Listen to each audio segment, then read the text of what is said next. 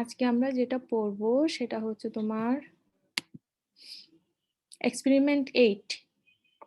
সেটা হচ্ছে resistance to degradation of a small size coarse aggregate by abrasion and impact of Los Angeles machine. আচ্ছা, এই জিনিসটা কি? তোমার এটা মেশিনটা হচ্ছে লস অ্যাঞ্জেলস মেশিন। এই মেশিনের কাজ হচ্ছে তোমার এগ্রিগেটের স্ট্রেংথ চেক করা। স্ট্রেংথ মিনস হচ্ছে তোমার এগ্রিগেট একটা এগ্রিগেট আরেকটা এগ্রিগেটের সাথে তোমার ধাক্কা লেগে তোমার ভেঙে যেতে পারে। আবার এগ্রিগেট তোমার মনে করো এই যে মেশিনটা দেখতে পাচ্ছ, মেশিনের গায়েও ধাক্কা লেগে ভেঙে যেতে পারে। আবার মেশিনের ভিতরে কিছু পার্টিকেল থাকে যেগুলো এগ্রিগেটকে কন্টিনিউয়াস একটা তোমার ফোর্স দিচ্ছে কিংবা ওইখানেও ধাক্কা দিচ্ছে, ইমপ্যাক্ট লোড দিচ্ছে। ইমপ্যাক্ট লোড কি? ইমপ্যাক্ট হচ্ছে হঠাৎ করে কোনো একটা বড় ধরনের কোনো একটা ঘাত বল, যেটা এসে তোমার কোনো একটা স্ট্রাকচারকে যেটা এফেক্ট করে।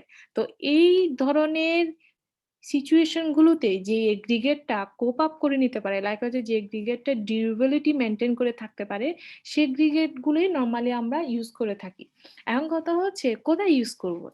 নরমালি আমরা তো জানি এগ্রিগেট আমরা কংক্রিট কাস্টিং এ ইউজ করে থাকি। তোমরা হয়তো দেখবা এগ্রিগেট নরমালি আরেকটা জায়গায় ইউজ করা হয়, সেটা হচ্ছে ট্রান্সপোর্টেশন এর ক্ষেত্রে, যেটা তোমরা বাইরে দেখো আরকি রোড সাইডে। তো রোড সাইডে যে ব্রিকের কিংবা ব্রিক কোয়াগুলো দেখো আরকি, সেটা কিন্তু একটা নির্দিষ্ট স্ট্রেংথ এর থাকে। কারণ কি? কারণ রোডে তোমার কন্টিনিউয়াসলি গাড়ির চাকা মুভ করে। এখন ট্রাকের একটা লোড, আবার বাসের একটা লোড, আবার মনে করো একটা নরমাল একটা কার বলো কিংবা নরমাল যে লো ও ভলিউমের যে ট্রাফিক গুলো থাকে তাদের ওয়েট বলো, তো তাদের লোডটা কিসের মাধ্যমে আসে? তো ওই লোডটা গাড়ির চাকার মাধ্যমে কোথায় আসে? রোডে আসে। এই রোডে এখন এই লোডটা বহন করার মতো একটা তো কি থাকতে হবে? স্ট্রেংথ থাকতে হবে। এখন এই লোডটা ক্যারি করবে কে? ওই যে তোমার রোডের মধ্যে তুমি যে পার্টিকেল গুলো দিয়েছো, যে এগ্রিগেট গুলো দিয়েছো, সেটা তোমার ক্যারি করবে। এখন এগ্রিগেট গুলো যদি ভঙ্গুর হয়ে থাকে, লাইক ব্রিটল হয়ে থাকে, তাহলে তো গাড়ির চাকা যখনই এগ্রিগেটের উপর তোমার একটা চাপ দিবে কিংবা প্রেসার দিবে, এগ্রিগেটটা ভেঙে যাবে। কিন্তু প্র্যাকটিক্যালি কিন্তু এটা সবসময় হয় না। কখন হয় দেখবা, কিছু, কিছু ক্ষেত্রে দেখবে একদম রোড ভেঙে গিয়ে তোমার গর্তের মতো মানে পিটের মতো হয়ে যায়, পিট হোলের মতো হয়ে যায়। আবার অনেক ক্ষেত্রে গিয়ে দেখবা তোমার এগ্রিগেটটা তোমার ভেঙে তো যায়ই, যাওয়ার পর গুঁড়া, গুঁড়া হয়ে যায়। গুঁড়ো, গুঁড়া হয়ে গিয়ে পুরো ধুলোবালি হয়ে যায়। এটা তোমরা অহরহ দেখো এই জিনিসগুলা। আবার কিছু, কিছু রোডে দেখবা যে একদম কোন রকম কোনো সমস্যাই নাই। একদম স্মুথ একটা ফিনিশিং, গাড়িও খুব সুন্দর করে মুভ করছে। কোন রকম কোনো তোমার ক্র্যাক নেই, কোন রকম কোনো পিট হোল নেই, কিছুই নেই। তো এই যে এই জিনিসগুলো যে হয়, এটা কিসের উপর ডিপেন্ড করে? এটা হচ্ছে ওই যে এগ্রিগেটের যে স্ট্রেংথ, তার উপর ডিপেন্ড করে। লাইক যে এগ্রিগেটটা ওইখানে ইউজ করা হয়েছে, সেই এগ্রিগেটটা তোমার কিভাবে লোডটা ডিস্ট্রিবিউট করছে এবং এগ্রিগেটের স্ট্রেংথ, তার যে বহন করার যে লোড, যে ক্যারি করার যে ক্ষমতা, সে তার উপর আলটিমেটলি এটা ডিপেন্ড করছে। তো ওই ধরনের এগ্রিগেট গুলোই আমরা নরমালি ইউজ করে থাকি। ওইটার জন্যই এই টেস্টটা করা হয়, যে একটা লস অ্যাঞ্জেলস অ্যাব্রেশন মেশিনে কিছু তোমার স্টিল বল, যেটা হেভি ওয়েট, স্টিল বলগুলো তোমার একটা মেশিনের ভিতর দেওয়া হয়, একটা সার্টেন অ্যামাউন্ট অফ এগ্রিগেটও দেওয়া হয়। এখন তুমি যদি লস অ্যাঞ্জেলস মেশিনটাকে যদি রোটেট করাও, তাহলে দেখো মেশিনটা ঘুরবে, ওইখানে ভিতরে বলগুলো কন্টিনিউয়াসলি এগ্রিগেটকে ধাক্কা দিবে। আবার এগ্রিগেটের মধ্যেও একটা ধাক্কা আসবে, আবার এগ্রিগেটের সাথে লস অ্যাঞ্জেলস মেশিনের যে ওয়ালের মধ্যেও ধাক্কা আসবে। যে কন্টিনিউয়াস যে এতগুলো সার্কামস্টেন্সেস হচ্ছে, এতগুলো ধাক্কা হচ্ছে, এতগুলো যে প্রেসার আসতেছে এগ্রিগেটের গায়ে, তো ওইখানের মধ্যে দেখবা যে অনেকগুলো এগ্রিগেট ভেঙে যাবে, লাইক ভেঙে একদম গুঁড়ো গুঁড়ো হয়ে যাবে। আবার কিছু এগ্রিগেট দেখবা যে এই সবগুলো সার্কামস্টেন্স এর মধ্যেও একদম ডিউরেবল আছে, মানে কোনো রকম কোনো ভাঙাভাঙির মধ্যে ওরা নাই। তো ওই এগ্রিগেট গুলোই অ্যাকচুয়াল হচ্ছে তোমার জেনুইন, যেগুলো হচ্ছে আমরা কনস্ট্রাকশন পারপাসে ইউজ করি। তখন আমরা মনে করি যে হ্যাঁ, এই এগ্রিগেট গুলো আলটিমেটলি লোড ক্যারি করার ক্ষমতা রাখে, এগুলোই আমরা এখন রোড সাইডে আমাদের কন্টিনিউয়াসলি স্ট্রাকচারে আমরা এগুলো ইউজ করতে পারবো। এটা সিগনিফিকেন্স হচ্ছে একমাত্র এইসব ক্ষেত্রে, যে কি ধরনের এগ্রিগেট আমরা ইউজ করছি। দেখো যে ধরনের যে এগ্রিগেট গুলা, লাইক মিনস কোর্স এগ্রিগেট গুলো হচ্ছে ইলংগেটেড টাইপ। ইলংগেটেড মানে হচ্ছে কিছু, কিছু কোর্স এগ্রিগেট দেখবে একদম লম্বালম্বি থাকে। মানে কোনো একটা এঙ্গুলার শেপও না, সার্কুলারও না, একটা লম্বালম্বি পাতলা টাইপের থাকে। বিগ কুয়া দেখবা ভাঙার সময়। ওগুলো তুমি একটা হাতুড়ি দিয়ে বাড়ি দাও কিংবা তুমি তোমার পা দিয়েও একটু প্রেসার দাও, দেখবে এটা ভেঙে যাবে। দ্যাট মিনস ইলংগেটেড পার্টিকেল গুলা খুব সহজে ভেঙে যায়। এবং ইলংগেটেড পার্টিকেল কিন্তু কনস্ট্রাকশন সাইডে ইউজ করা হয় না, either it is structure, either it is on transportation side. কোনো সাইডেই কিন্তু এটা ইউজ করা হয় না ইলংগেটেড পার্টিকেল, কারণ ইলংগেটেড পার্টিকেল ভঙ্গুর। আবার যেগুলো সার্কুলারের থেকে অ্যাঙ্গুলার পার্টিকেল গুলো যেগুলো একটু এবড়ো-তেবড়ো শেপের থাকে, সেগুলো তোমার দেখা যায় যে ইউজ করা হয়। কারণ ওই এগ্রিগেট গুলোকে ভাঙা অতটা সহজ না। ঠিক আছে? তো কিছু ধরনের এগ্রিগেটের শেপের উপরে এগুলো ডিপেন্ড করে। আল্টিমেটলি আমরা তো আসলে যখন কনস্ট্রাকশন কাজগুলো করি, তখন তার একটা সিঙ্গেল এলিমেন্ট নিয়ে তো সিঙ্গেল এগ্রিগেট তো বাছাই করা সম্ভব না। হিউজ একটা অ্যামাউন্ট এগ্রিগেট নিয়ে কাজ করতে হয়।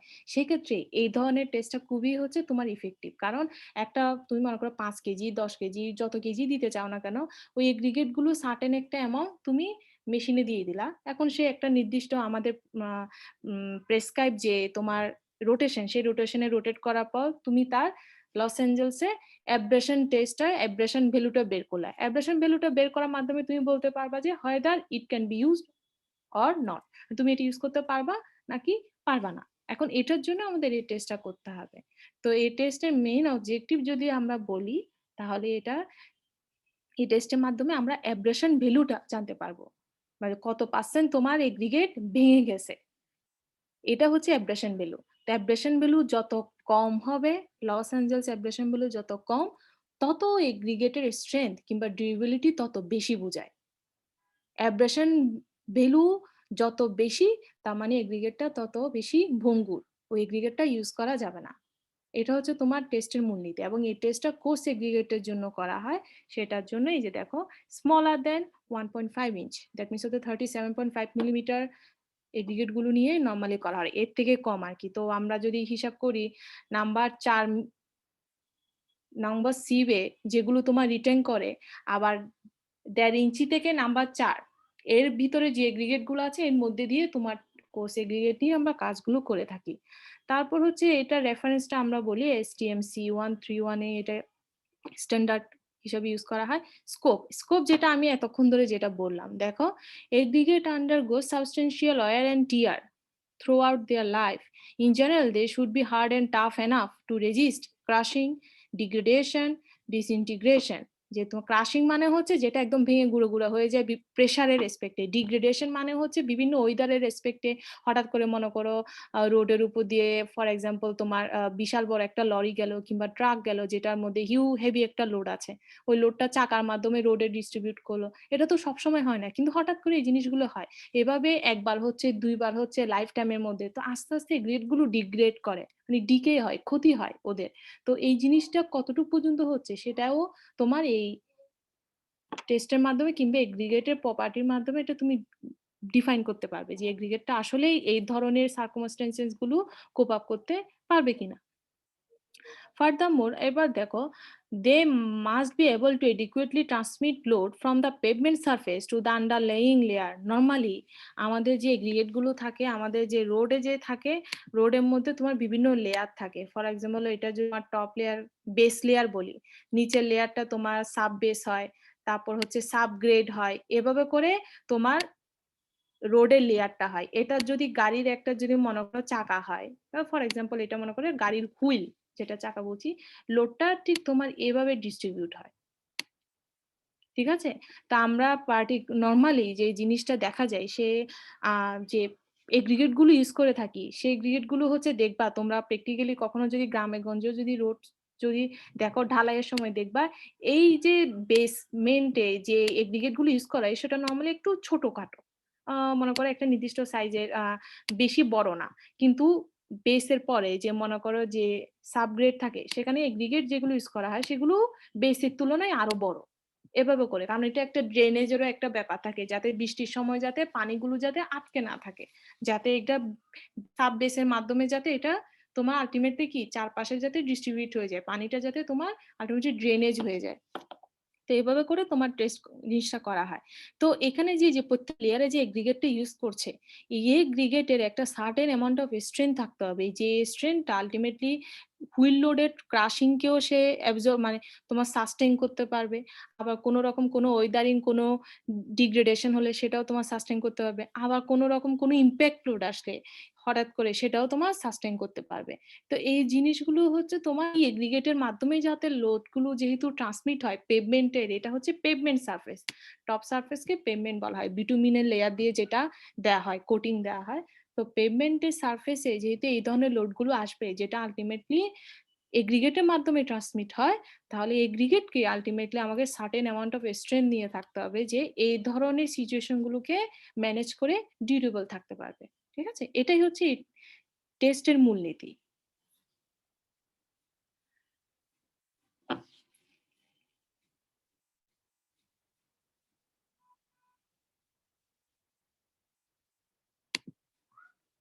এরপর দেখো স্কোপ শেষ। এরপর দেখো লস এঞ্জেলস অ্যাব্রেশন টেস্টের ক্রাশিং ইম্প্যাক্টের বিভিন্ন ধরনের টাইপ আছে। যে আমরা এগ্রিগেটের মধ্যে যখন সংঘর্ষ হয় তখন এটাকে কি বলছি, এগ্রিগেট এবং করেসপন্ডিং ওয়ালের মধ্যে যদি সংঘর্ষ, ওয়াল বলতে হচ্ছে যে মেশিনটা, সেই মেশিনের ওয়ালের মধ্যে।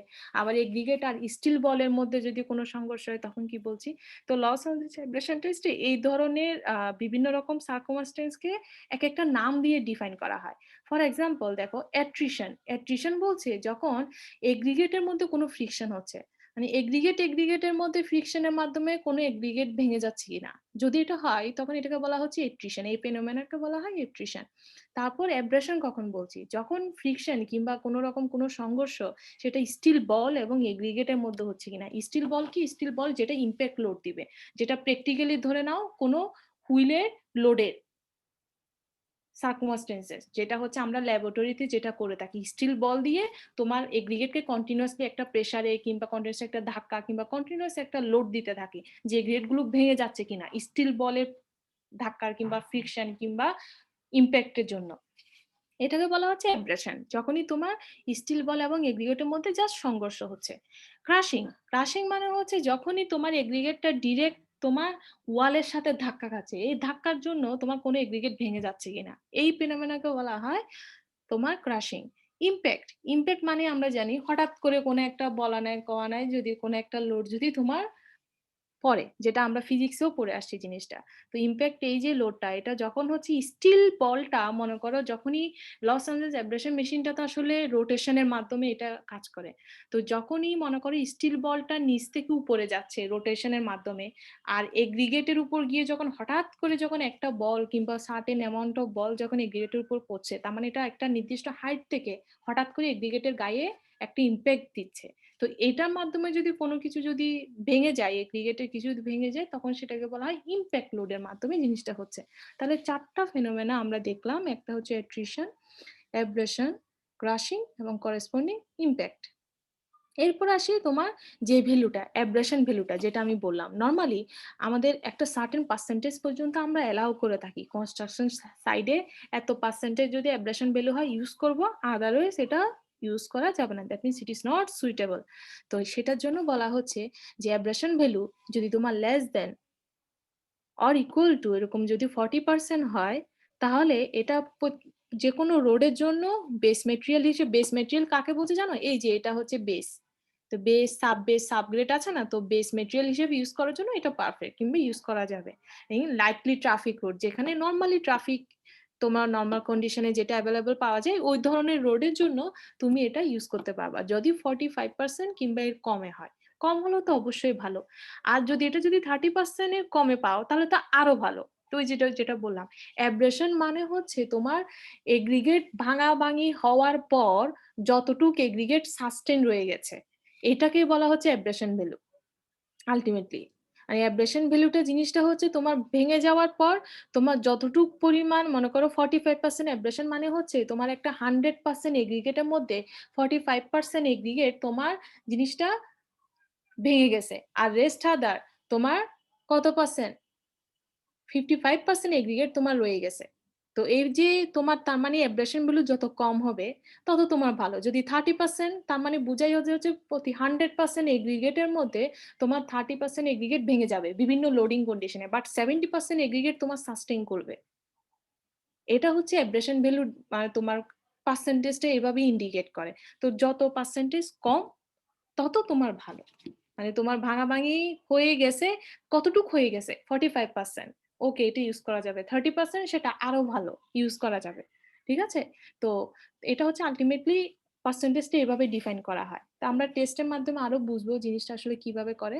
এরপরে আমরা আসি অ্যাব্রেশন ফিনিশনটা নরমালি কি দেখো, it is a measure of resistance of degradation ডিগ্রেডেশনকে তুমি রেজিস্ট করার জন্য যে মেথডটা কিংবা যেটার মাধ্যমে যে নোটের মাধ্যমে যেটার মাধ্যমে আমরা ডিফাইন করে থাকি সেটাকে বলা হচ্ছে তোমার অ্যাব্রেশন। আর টাফনেস কি? টাফ অবশ্যই এগ্রিগেট যদি টাফ হয় তাহলে তো সে certain amount of degradation, certain amount of crushing, certain amount of impact load এগুলো সে সাস্টেইন করতে পারবে।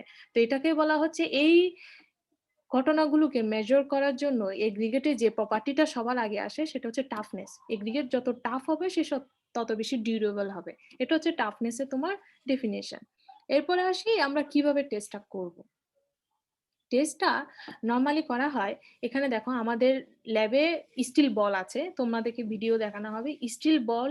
এখানে দেখো যে কোনো মেথডে তুমি করতে পারবে, এখানে 4টা মেথড আছে। এই 4টা মেথড ডিফাইন করা হয়েছে করেসপন্ডিং স্টিল বলের কোয়ান্টিটির বেসিসে। তুমি যদি গ্রেডিং নাও প্রত্যেকটার জন্য কিন্তু গ্রেডিং যদি নাও সেক্ষেত্রে তুমি স্টিল বল ইউজ করবে 12টা। লস অ্যাঞ্জেলস মেশিনে 12টা স্টিল বল দিবা। যদি তুমি মনে করো যে না আমি বি গ্রেডিং নিব, তুমি স্টিল বল ইউজ করবে 11টা। আমরা এ বি দুইটাই নরমালি করে থাকি, এগুলো কোনো আমরা দুইটাই করে থাকি। সিডিও করা যায় কিন্তু নরমালি যেহেতু বেশি কোয়ান্টিটি, তো বেশি কোয়ান্টিটি দিয়ে করলে রেজাল্টটা একটু আসলে ভালো পাওয়া যায়। তো আর লস অ্যাঞ্জেলস মেশিনেরও সার্টেন একটা ভলিওমেট্রিক তোমার একটা ইয়া থাকে যে মিনিমাম কত অ্যামাউন্ট দিতে হয়। তো এ বি সি ডি যে কোনোটাই ল্যাবে তুমি করতে পারবা, কারণ স্টিল বল আমাদের 12টার মতোই আছে। তো প্রত্যেকটা গ্রেডিং এর উপর বেস করে তোমার স্টিল বলের কোয়ান্টিটিটা ডিপেন্ড করবে এবং করেসপন্ডিং কত অ্যামাউন্ট নিবা সেটার উপর ডিপেন্ড করবে। তুমি যদি গ্রেডিং নাও 12টা বল তো দিবা অবশ্যই, সাথে তুমি যে এগ্রিগেট গুলো দিবা সেটা 5 কেজির মতো। আর যদি বি গ্রেডিং নিয়ে কাজ করতে চাও স্টিল বলও কমবে, এগ্রিগেটে তোমার কোয়ান্টিটিও কমবে। মনে করো 4.5 কেজি কিংবা 4,500 তোমার গ্রামের মতো। এভাবে করে আমরা টেস্টটা করি। সো আমরা ল্যাবরেটরিতে again A B C D যে কোনোটা করে থাকি। নর্মালি আমরা এটাই করি, আবার অনেক সময় বিটাও করি। যদি দুইটা তোমার গ্রুপে ভাগ করে থাকি তখন এ বি দুইটাই নর্মালি করা হয়। আচ্ছা, তো এখানে হচ্ছে এই মেশিনটার ভিতরে আসলে কাজটা এভাবেই হয়। কিভাবে জিনিসটা কাজ হয় দেখো, মেশিনের ভিতরে আমরা একটা হোল থাকে, ওই হোলটা লকটা তুলে দিয়ে ওইখানে যদি গ্রেডিং নাও 12টা স্টিল বল দিয়ে দিবা, আবার 5 কেজি কোর্স এগ্রিগেট দিয়ে দিবা, দেন লকটা ক্লোজ করে ফেলবা। হ্যাঁ, ক্লোজ করে ফেলার পর দেন সার্টেন একটা রেভলিউশন, যে রেভলিউশনে আমরা তোমার সার্টেন একটা আরপিএম এ আমরা রোটেট করি। ওইটা হওয়ার পরই দেন নেক্সট স্টেপ। এরপর আসি দেখো টেস্ট প্রসিডিউরে। দেখো এরপর খেয়াল করো এগ্রিগেট যেটা আমরা নিচ্ছি, এক টাইপ হোক, বি গ্রেডিং হোক, সি গ্রেডিং হোক, যে গ্রেডিংই হোক না কেন, গ্রেডিং এর জন্য তুমি যদি মেটেরিয়াল নাও, তোমার মাথায় তো আছে তুমি 5 কেজি নিবা। এখন 5 কেজি তুমি কত নাম্বার সাইজের এগ্রিগেট গুলো নিবা সেটার জন্য তোমার এসিআই করেছে একটা গ্রেডিং লিস্ট দিয়েছে।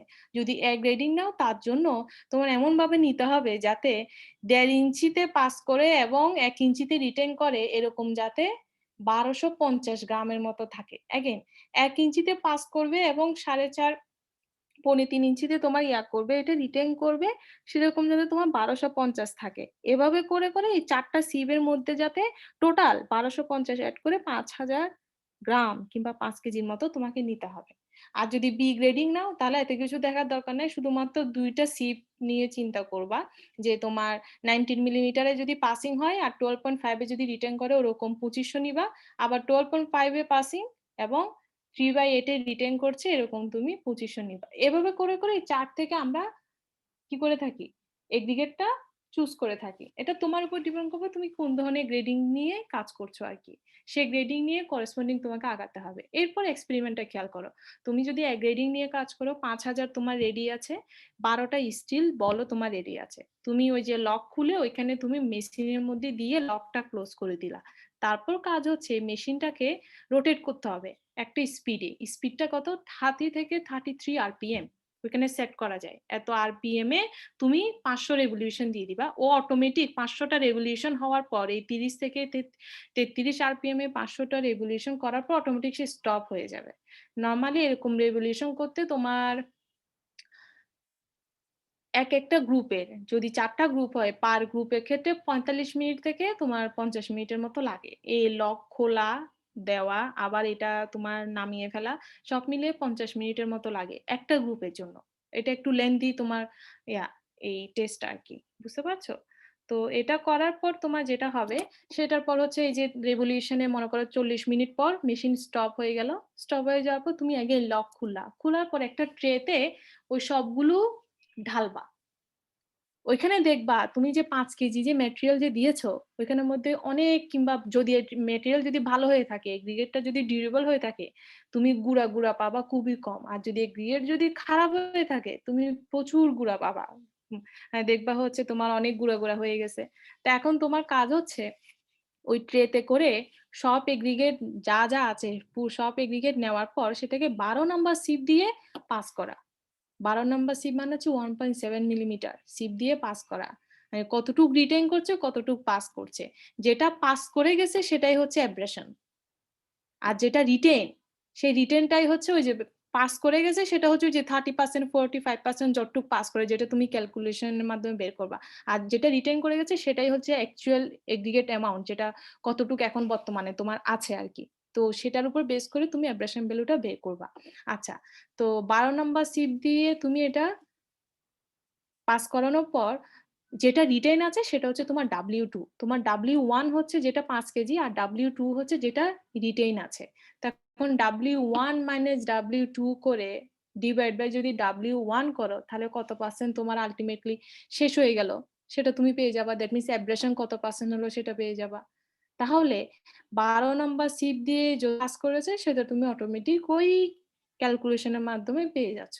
এটা হচ্ছে অ্যাব্রেশনের ভ্যালু। ক্যালকুলেশনটা খুবই ইজি। এখানে আরেকটা কাজ করতে হয়। কাজটা কি জানো? যে এগ্রিগেটটা তুমি মনে করো পেয়েছো, সে এগ্রিগেটের 12 নাম্বার সিপে যেটা রিটেন করেছে সেটার গায়ে কিছু ভাঙা ভাঙা এগ্রিগেটের পাউডার লেগে থাকতে পারে। তো সেটা সহ ওয়েট হয়ে গেলে তো ওয়েট বেড়ে যাবে। তো প্র্যাকটিক্যালি যেটা করা হয়, সে এগ্রিগেটকে নর্মালি দেখা যায় যে যদি বেশি পরিমাণ পাউডার লেগে থাকে ওই এগ্রিগেটের গায়ে, ওই এগ্রিগেট গুলো ধোয়ার পর ওভেনে দিয়ে দেন রিটেনটা, দ্যাট মিনস W2টা নিতে হয়।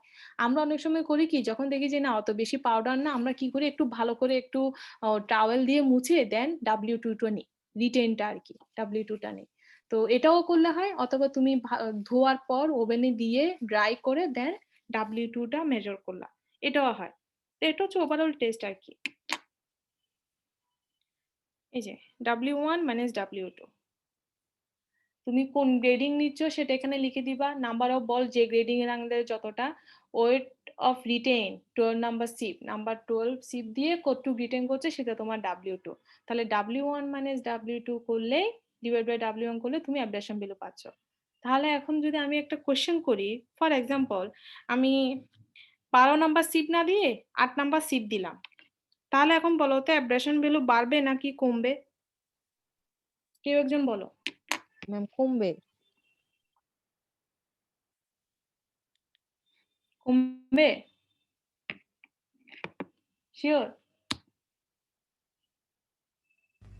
বাড়বে।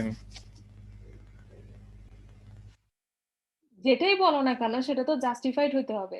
কেন বাড়বে? কি কারণে বাড়বে বলো?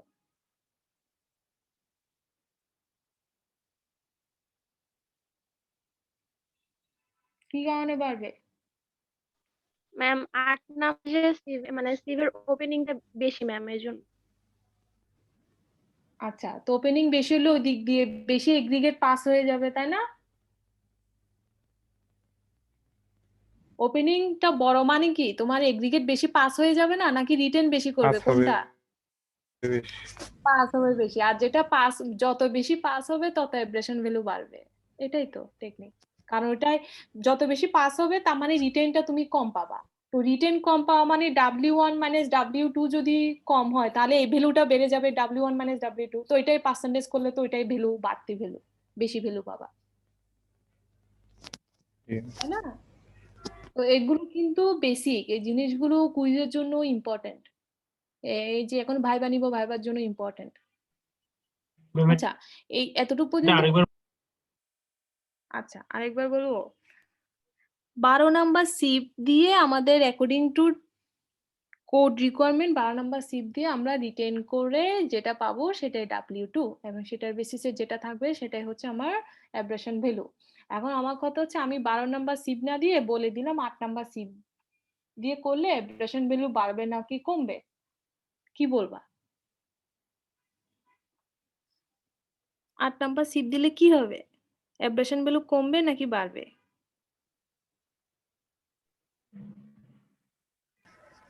ম্যাম কমে যাবে, W1 এর মান বেশি তাই। W1 তো সবসময় 5 কেজি। তোমার চিন্তা করতে হবে W2 নিয়ে। তাহলে 8 নাম্বার সিপ দিলে অ্যাব্রেশন ভ্যালু বাড়বে নাকি কমবে? নিজেই চিন্তা করো না, পারবে, এটা খুবই ইজি। একটু চিন্তা করলেই পারবা। কমবে ম্যাম, কমবে। বলো 8 নাম্বার সিপ Yes, দিলে ma'am. কমবে? কেন কমবে আমাকে বলো। এখনই বললাম, আবার ভুলে গেছে, বলো। কেন কমবে 8 নাম্বার সিপ দিলে? আন্দাজে কথা বলবা না, যেটা বলবা কমবে খুব ভালো কথা, তোমার কথাটাই আমি মেনে নিলাম। আমাকে বুঝাও কেন কমবে। 8 নাম্বার সিফে তো ম্যাম কিছু রিটেন করে যাবে না 12 নাম্বারের তুলনায়, তো ওইটাই ক্ষেত্রে বলছি। 12 নাম্বার থেকে বেশি রিটেন করবে নাকি কম রিটেন করবে? ম্যাম বেশি রিটেন করবে। কম রিটেন করবে। তাই 8 আচ্ছা নাম্বার ম্যাম, সিপে কম রিটেন 8 করবে। নাম্বার সিপে আমি একটু উল্টা বলছি। কম রিটেন করবে, তার মানে কি পাসিং হবে বেশি? জি ম্যাম। তো পাসিং বেশি হলে অ্যাব্রেশন ভ্যালু বাড়ে নাকি কমে? বাড়ে। বাড়বে, কারণ পাসিং যেটা সেটাই তো তোমার ভেঙেছি, ভেঙে ma'am। গেছে, তাই না? যেটা পাসিং সেটাই তো ভাঙা।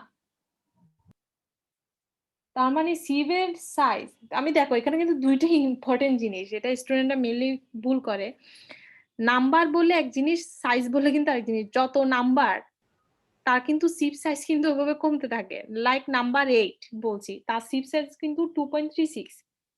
আবার নাম্বার 12 নাম্বারটা কিন্তু বাসে, কিন্তু সিপ সাইজ হচ্ছে কত 1.7 মিলিমিটার। জি ম্যাম, তো ওইটা এটা একটু উল্টা মাথায় রেখো।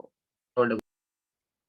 তো এই জিনিসগুলো একটু ইয়া টাইপের আর কি, কনফিউজিং টাইপের স্টুডেন্টদের জন্য। তো তোমরা এগুলো মাথায় রেখে, এগুলো হচ্ছে কুইজের মধ্যেও দেখবা, এগুলো এ ধরনের কিছু বেসিক কোয়েশ্চেন থাকতে পারে, জিনিসগুলো আসে। এখন 8 নাম্বারের কথা বাদ দাও, তোমাকে এখন যদি মনে করো 12 নাম্বারের থেকেও ছোট একটা সিপ, মনে করো নাম্বার 30 দিয়ে দিলাম। নাম্বার 30 মানে তো 12 নাম্বারের থেকে কি ছোট নাকি বড়?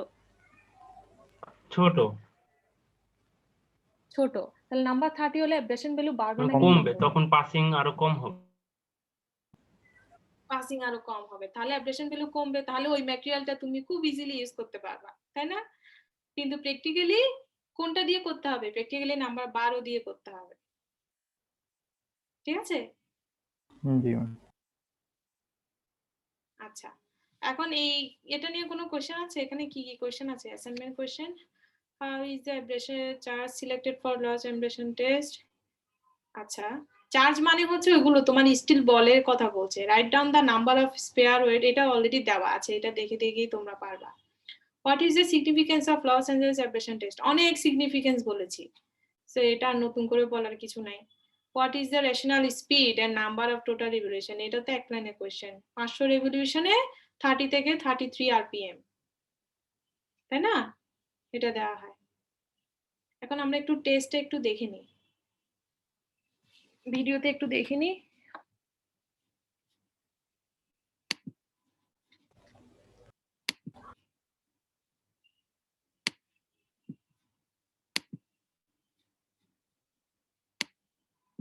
দেখো, এই যেটা হচ্ছে 5 কেজি, মনে হয় 5 কেজি কিনা যায় না, স্টিল বলের নাম্বার দেখলে বুঝে যাবা এখানে কোন গ্রেডিংটা ফলো করা হয়েছে। 5 কেজি হওয়ার কথা। এই যেটা লকটা খুলে এখানে দেখো সার্টেন অ্যামাউন্ট, যে গ্রেডিং ফলো করছে সেই গ্রেডিং এর ওয়েট নিয়ে অ্যাব্রেশন মেশিনে দিয়ে দিল এগ্রিগেট। এরপর দেখো এই যে বলগুলো দেখো, কতটা বল দেখো, চারটা দিচ্ছে।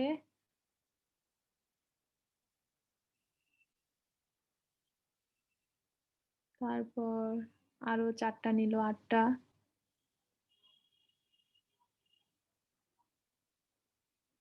আরো 3টা নিল, তার মানে গ্রেডিং এ ফলো করেছে।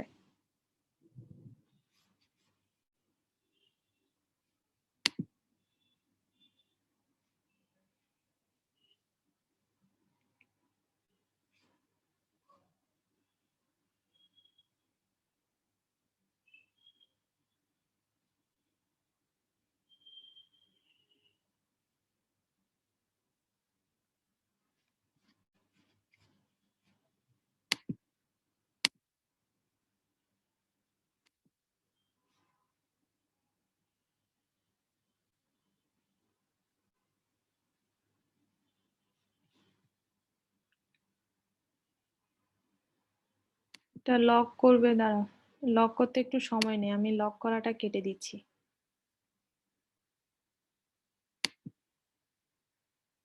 হ্যাঁ, এই যে সেটআপে তোমার লক হয়ে গেল, এখন হচ্ছে তোমার সেটআপে দিবে, স্টার্ট করবে মেশিনটা।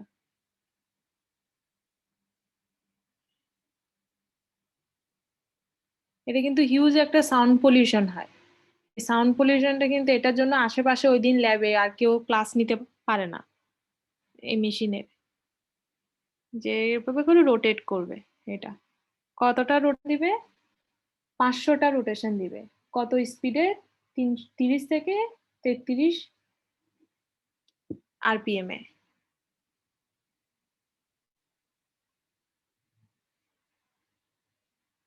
এভাবে করে জাস্ট তোমাদেরকে দেখানো আর কি, এতগুলো রেভলিউশন দিলে তো আসলে 1 ঘন্টার মতো লেগে যাবে এটাও করতে করতে। তো এই কয়েকটা রেভলিউশনে দেখো, এই দিকে ওই নিচে দেখো ট্রে রাখা আছে অলরেডি, ওই মেশিনের সাথে ট্রেটা রাখা আছে। তো মেশিনটা এখন খোলার পর ওইটা দাঁড়াও, অ্যাগেন লকটা খুলবে। লক খুলতেও সময় নেই, হিউজ টাইম যায় মেশিনে।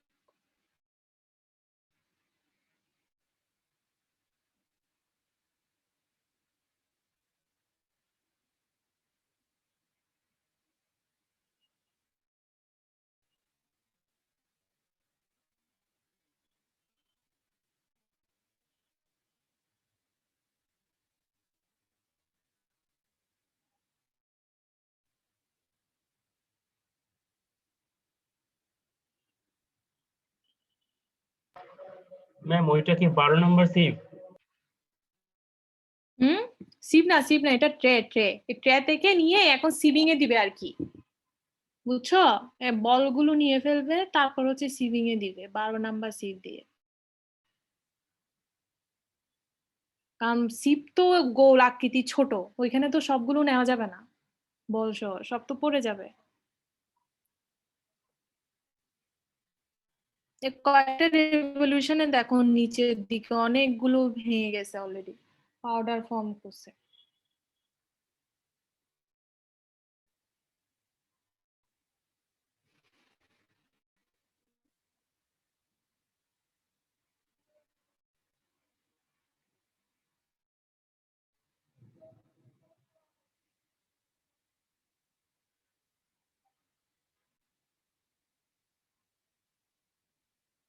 দেখছো?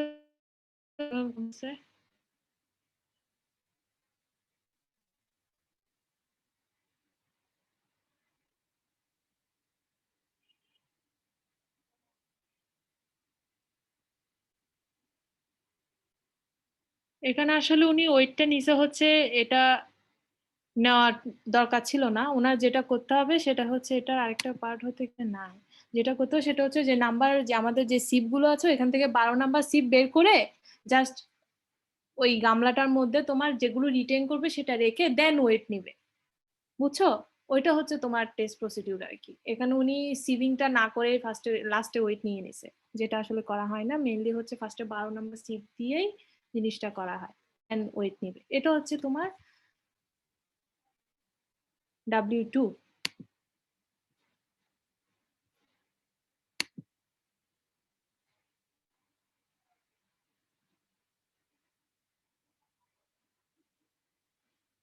তোমাদের কোনো কোয়েরি আছে এই টেস্ট রিলেটেড? ম্যাম মাত্র যে ওয়েটটা নিল সেটা কি আগের ওয়েটের মতো মানে সেম ভ্যালু থাকবে না W1?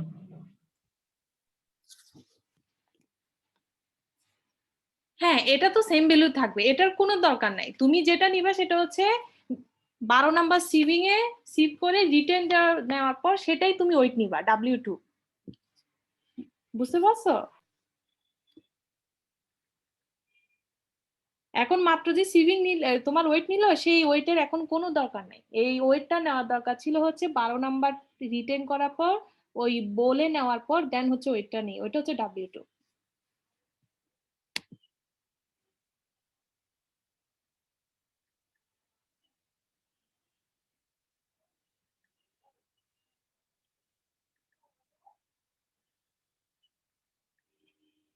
এই টেস্ট রিলেটেড কোনো কোয়েশ্চেন আছে?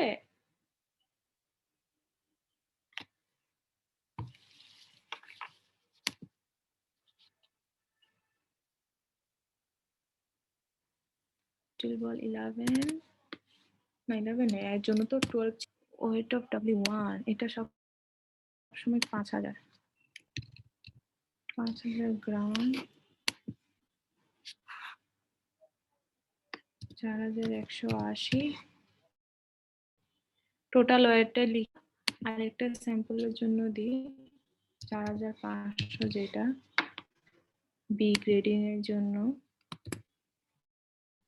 এখানে 11, 3860। তো টোটাল অ্যাব্রেশন ভ্যালু এর জন্য পাবা, বির জন্য পাবা, দুইটা ভ্যালু পাবা। এর জন্য অ্যাব্রেশন ভ্যালু, আরেকটা হচ্ছে বি এর জন্য অ্যাব্রেশন ভ্যালু, দুইটা পাবা। বুঝতে পারছো? এটা খুবই ছোটখাটো, আজকে যে টেস্টটা এটা খুবই ছোটখাটো। ম্যাম এই পরের কলামটা লাগবে না? কোন পরের column? Total wear? Total wear তোমরাই বলো না, টোটাল ওয়্যার মানে কি?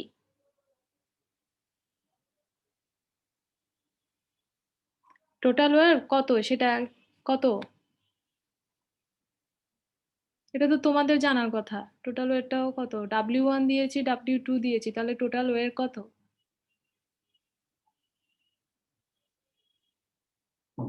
হুম?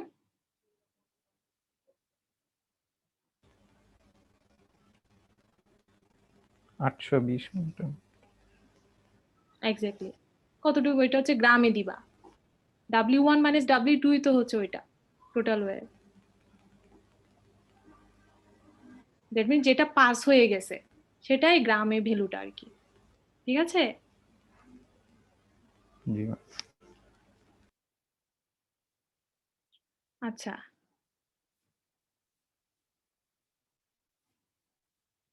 আমি শেয়ারটা স্টপ করে দিই।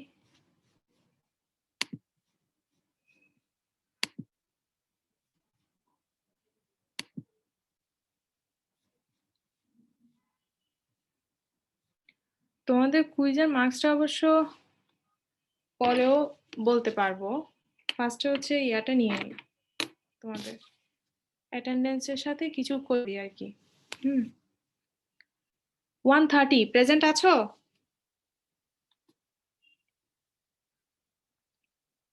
Yes, ma'am. Present আছে।